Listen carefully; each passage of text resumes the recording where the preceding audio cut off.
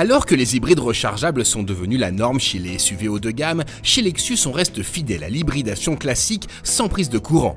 Ainsi, le nouveau RX 450h reprend donc dans les grandes lignes la chaîne cinématique de son prédécesseur avec un V6 3,5 litres de 263 chevaux et deux moteurs électriques développant 167 chevaux à l'avant et 68 chevaux à l'arrière. Finalement, le plus gros changement du RX 450h, c'est son look. Évidemment, s'il frappe surtout sur ce RX, c'est cette énorme calandre à double trapèze qui lui confère un regard très agressif. Il a pas l'air très content, hein. Je sais pas ce qu'on lui a fait, mais c'était pas très sympa. Avec ses surfaces planes, ses arêtes saillantes et ses angles vifs, le SUV ne passe pas inaperçu.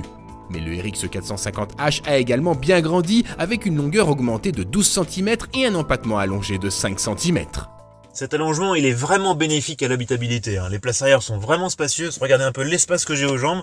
Je suis très bien installé. En plus, la banquette est confortable. Et on a même des dossiers arrière qui se replient électriquement pour faciliter la modularité.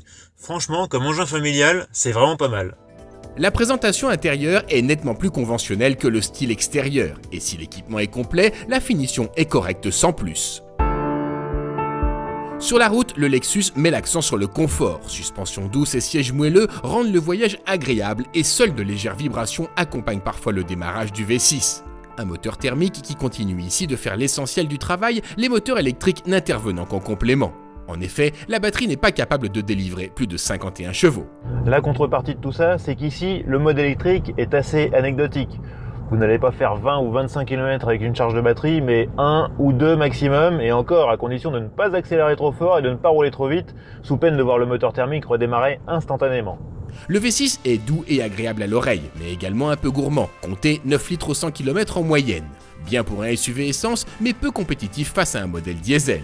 Dommage, car le Lexus séduit par sa douceur et la quiétude de conduite qu'il procure, tout en offrant de bonnes reprises lorsque c'est nécessaire. En outre, son châssis est plutôt efficace, avec un certain dynamisme qui lui évitera de devoir rougir en présence d'un BMW X5. Seule la direction manquant de précision vient ternir ce bilan. Finalement, ce Lexus, il est comme les autres hybrides du groupe Toyota, il incite vraiment à une conduite décontractée, à utiliser le système hybride de façon optimum. Et finalement, ce style de conduite détendu, ça convient bien à l'esprit très confort de ce SUV. En refusant de se convertir à l'hybride rechargeable, le RX 450h se retrouve pris en étau entre des SUV diesel plus sobres et des modèles capables de parcourir plusieurs dizaines de kilomètres sans consommer une goutte d'essence. Il reste cependant une alternative intéressante pour ceux qui refusent le gazole et n'ont pas la possibilité de recharger leur véhicule à domicile.